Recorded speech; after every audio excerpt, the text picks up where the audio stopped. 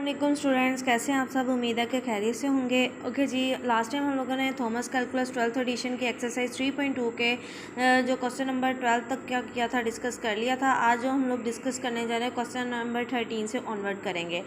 तो चलते हैं अपने क्वेश्चन की तरफ। यहाँ पे मैंने क्वेश्चन नंबर 14 से स्टार्ट लिया हुआ है। क्वेश्चन नंबर 13 आप लोगों की प्रैक्टिस के लिए छोड़ा हुआ है। आप लोगों ने क्वेश्चन नंबर 13 की प्रैक्टिस करनी है, और अगर आप लोगों से सॉल्व नहीं होता तो कमेंट सेक्शन में आप लोगों ने मुझे ज़रूर बताना है। और मैं अपनी डिस्क्रिप्शन के अंदर अपने व्हाट्सएप ग्रुप का नंबर भी दे दिया है, ताकि आप लोग मेरे से उससे वहाँ पे कांटेक्ट कर सकते हैं। इंशाल्लाह मैं इनके PDF फॉर्म में आपका सोल्यूशन भी प्रोवाइड कर दूँगी।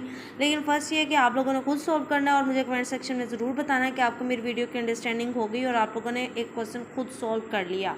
तो यही मेरे लिए मोटिवेशन होगा। ओके जी, स्टार्ट करते हैं क्वेश्चन नंबर 14 से। क्वेश्चन नंबर 14 के अंदर आप लोगों के पास फंक्शन जो गिवन है वो है k of x is equal to 1/2 + x, और साथ दिया हुआ है x इज इक्वल टू 2। मतलब k का आप लोगों ने डेरिवेटिव लेना है और फिर x इज इक्वल टू 2 पे इसको क्या करना है, एवेल्यूएट करना है। अब यहाँ पे आप लोग चाहें तो डेरिवेटिव का जो फॉर्मूला हम लोग वो जो अप्लाई करते हैं, यहाँ पे मैं लिख के भी दिखा सकती हूँ। हम लिख देते होते थे dy/dx इज इक्वल टू, लिखते होते थे F dash of x find करना होता था, और हम लिख देते थे लिमिट एज अप्रोचेस टू 0 है, और साथ हम लोग लिख देते थे F of X plus H minus F of X divided by H. ठीक है, ये फॉर्मूला रिवाइज हो गया होगा आप लोगों को। ये तो एक फॉर्मूला के फर्स्ट प्रिंसिपल से आप लोग इसको, या फर्स्ट डेफिनेशन से आप लोग इसको क्या कर सकते हैं, सोल्व कर सकते हैं डेरिवेटिव को। और एक होता है आपके पास डायरेक्ट भी इसका डेरिवेटिव सोल्व करना। तो चलें आज थोड़ा सा उसकी तरफ मूव करते हैं, ताकि आप लोगों को दोनों मेथड की अंडरस्टैंडिंग हो जाए कि आप लोग डेरिवेटिव इस तरह से भी ले सकते हैं और डेरिवेटिव के इस फॉर्मूले से भी कर सकते हैं। चलते हैं, इसको स्टार्ट करते हैं। आप लोगों ने जब इस तरह से डेरिवेटिव आप लोगों को फॉर एग्जांपल इसको सॉल्व करते हैं, थोड़ा लेंथी काम हो जाता है, तो शॉर्ट मेथड कर लेते हैं। आप लोगों ने लिखना है d/dx k of x is equal to d/dx, और इस फंक्शन के ऊपर आप लोगों ने d/dx जब अप्लाई करेंगे तो इस फंक्शन को लिखना है 1/2 + x। अब यहाँ से क्या होता है, ये जो डेरिवेटिव आपके लोगों के पास मौजूद होता है ना, इसको मजीद आप लिख सकते हैं dk/dx। मतलब आप k का क्या ले रहे हैं, बेसिकली डेरिवेटिव ले रहे हैं। ठीक है, k का डेरिवेटिव ले रहे हैं, और उसको आप लोगों ने ये भी लिख सकते हैं। अब यहाँ लिख सकते हैं d/dx 2 + x का पावर -1। मैंने यहाँ पे -1 वाली फॉर्म में इसको इसलिए लेकर ताकि यहाँ पे मैं अपना पावर रूल अप्लाई कर सकूँ। अगर आप लोगों को पावर रूल अप्लाई नहीं करना आता तो कोई मसला नहीं, यहाँ पे मैं आप लोगों को इस चीज़ की अंडरस्टैंडिंग दे दूँगी। लेकिन आप लोगों ने गौर से कंप्लीट वीडियो वॉच करनी है, ताकि आप लोगों को हर क्वेश्चन की अच्छे से अंडरस्टैंडिंग हो। और एक क्वेश्चन तो कम से कम आप लोग अच्छे से अंडरस्टैंड कर लेते हैं, तो होपफुली कि बाकी क्वेश्चन के आप लोगों की आसानी हो जाती है।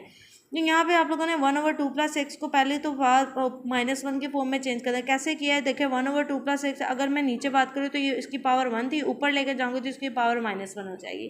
ठीक है, ये आप लोगों को 9th क्लास का कंसेप्ट है, जस्ट मैंने वही यूज़ किया है।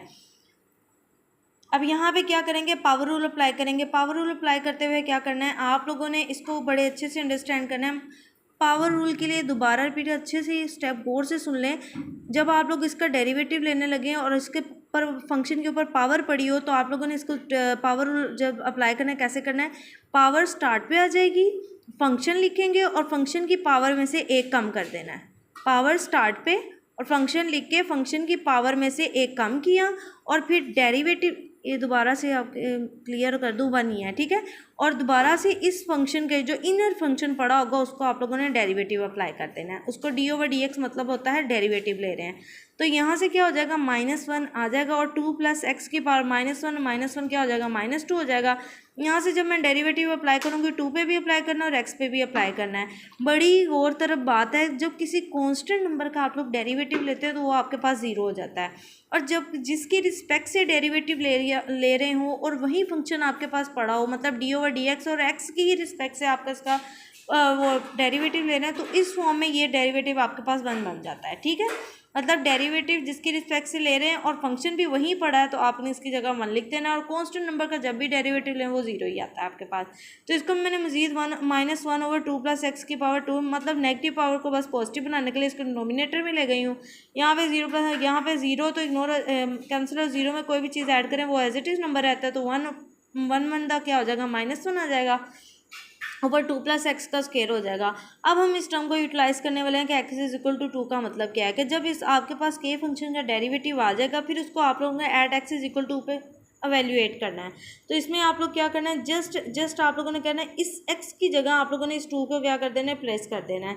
जब इसको प्लेस कर देंगे 2 + 2 का 2 + 2 आपके पास 4 हो जाएगा, 4 का स्क्वायर आपके पास 60 माइनस 1/16 आप लोगों के पास वैल्यू आ जाएगी। एक्चुअली ये जो क्वेश्चन नंबर 14 से ऑनवर्ड क्वेश्चन चल रहे हैं इसमें आप लोगों ने स्लोप फाइंड करनी है। तो यही बेसिकली जो आप लोग डेरिवेटिव को उस पॉइंट पे एवेल्यूएट कर लेते हैं, ये आपको स्लोप गिव कर देता है। क्वेश्चन नंबर 15 की तरफ चलते हैं। क्वेश्चन नंबर 15 के अंदर आप लोगों का फंक्शन गिवन है s = t³ माइनस t² और आप लोगों ने एवेल्यूएट करना है एट t = -1 पे। तो चलिए अपने फंक्शन का पहले डेरिवेटिव लेते हैं। एक तो डेरिवेटिव को सोल्व करने का तरीका ये है कि आप फॉर्मूला अप्लाई करें और एक तरीका ये कि आप इस पर डायरेक्ट भी डेरिवेटिव अप्लाई कर सकते हैं। 2 मेथड है इसके, आज इस पर हम दूसरा अप्लाई कर लेते हैं। देखिए जितना सिंपल फंक्शन होगा ये वाला मेथड आप लोगों को उतना ईजी रहेगा, उतना टाइम सेविंग होएगा। दोनों तरफ हम लोगों ने d/dt अप्लाई कर देना। अभी आप कहेंगे यहाँ पे हम लोगों ने d/dx लिखा था, तो यहाँ पे मेरा बेटा देखिए इंडिपेंडेंट वेरिएबल x था और यहाँ पे इंडिपेंडेंट वेरिएबल t आ रहा है, तो इसे हम लोगों ने d/dt लिख दिया। ऐसा आपका फंक्शन है, इसको आप ds/dt भी लिख सकते हैं। यहाँ पे भी d/dt इस फंक्शन के ऊपर अप्लाई कर देना है। अब ये d/dt इसके ऊपर भी अप्लाई होगा और t³ पे भी और t² पे भी अलग अलग अप्लाई होगा। यहाँ पे हम लोगों ने दोबारा से पावर रूल अप्लाई किया है। पावर रूल दोबारा से अच्छे से रिवाइज करवा रही हूँ, गौर करें। पावर रूल के अकॉर्डिंग जब डेरिवेटिव ले रहे हैं तो 3 जो पावर होती है पावर स्टार्ट पे और उस फंक्शन की पावर में से 1 कम कर दिया जाता है, ठीक है। 3 स्टार्ट पे आ जाएगा और t की पावर 3 में से 1 कम कर दिया, d/dt और इस इनर फंक्शन जो t होता है इसका डेरिवेटिव माइनस आपके पास फिर से ये 2 स्टार्ट पे और t की पावर में से 1 कम 2 - 1 हो जाएगा और d/dt इस इनर फंक्शन t का डेरिवेटिव आ जाएगा। यहाँ से 3 कांस्टेंट नंबर है, बाहर रहेगा। t की पावर 3 - 1 से आपके पास क्या रह जाएगा, 2 रह जाएगा। d/dt/t आ जाए। इस तरह की जब भी फॉर्म आएगी ना, मतलब जिसकी रिस्पेक्ट से डेरिवेटिव ले रहे हैं वही फंक्शन अगर पड़ा हुआ तो उसकी जगह आप लोग क्या लिख देते हैं, 1 लिख देते हैं। ठीक हो गया, 1 इसकी जगह लिख सकते हैं। माइनस यहाँ से 2 में से 1 माइनस के आपके पास t रह जाएगा और यहाँ पे फिर से सेम वैसे ही फॉर्म बन गई है।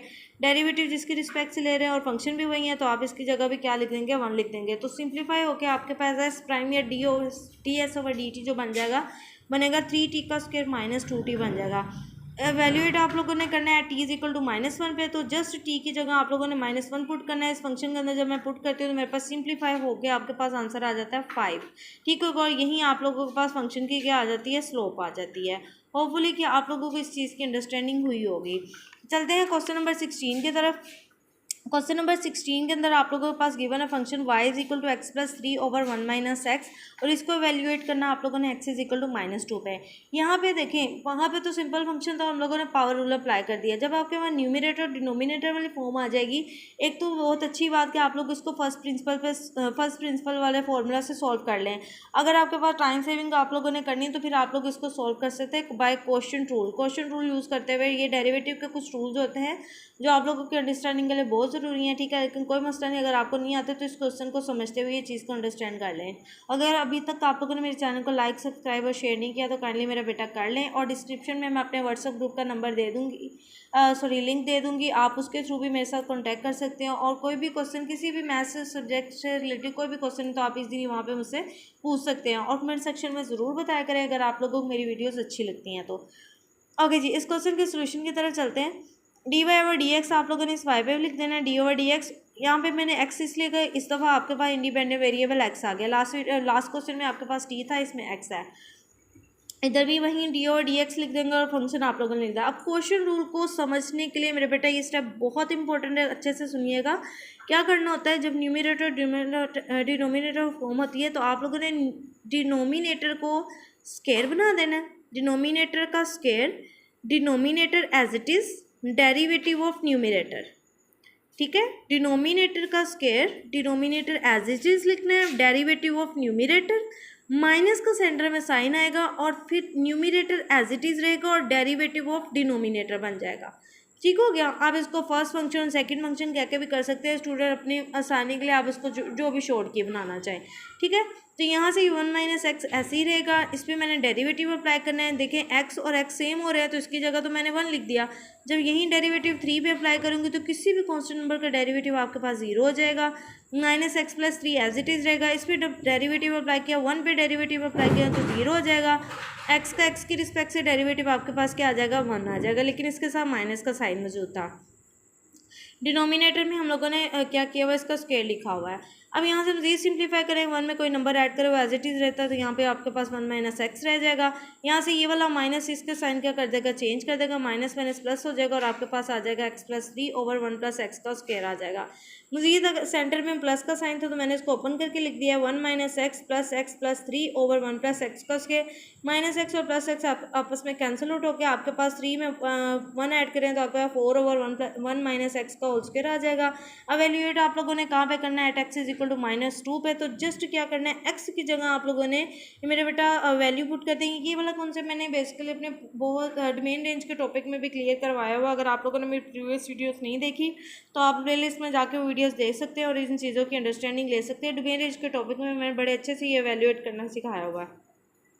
ओके जी, जब आप लोग एक्स की जगह वैल्यू पुट कर देंगे -2 पे क्या हो जाएगा, माइनस मैंने प्लस होके 1 और 2 आपके पास 3 आ जाएगा और 3 का भी नीचे स्क्वायर है 4 ओवर 3 3 के आ जाएगा 9। और यही बेसिकली आप लोग स्टॉप इसके क्या कर रहे थे, फाइंड कर रहे थे। चलते हैं क्वेश्चन नंबर 17 की तरफ। क्वेश्चन नंबर 17 के अंदर थोड़ा सा कंसेप्ट चेंज हो जाता है। इसमें फाइंड करना होता है find equation of the tangent line. Previous जो क्वेश्चन थे क्वेश्चन नंबर 16 तक उनके अंदर स्लोप फाइंड कर रहे थे, इसके अंदर आपके पास आ जाएगा equation of tangent line. Course से इस क्वेश्चन को आपने अच्छे से अंडरस्टैंड करना है, ठीक है। आपके पास फंक्शन क्वेश्चन नंबर 17 में गिवन है y is equal to F of X is equal to 8 over square root of x minus 2 और साथ आप लोगों को पॉइंट गिवन है एक्स वाई 6 4, मतलब x की वैल्यू 6 और y की वैल्यू 4 है। अब देखते हैं कि इसको कब पॉइंट, ये जब आप टेंजेंट की इक्वेशन फाइंड कर रहे होंगे ना तब आप लोगों ने इस पॉइंट को क्या करना है, यूज़ करना है।